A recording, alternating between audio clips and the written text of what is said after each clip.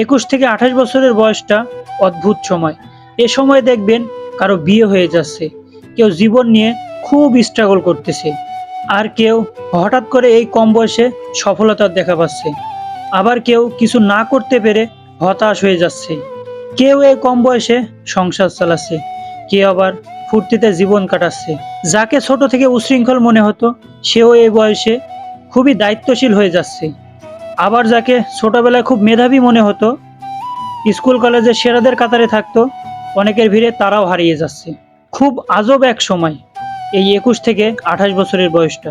Comment করে জানাবেন 21 থেকে 28 বছরের বয়সটা আপনাদের কাছে কেমন মনে হয়। ধন্যবাদ সবাইকে।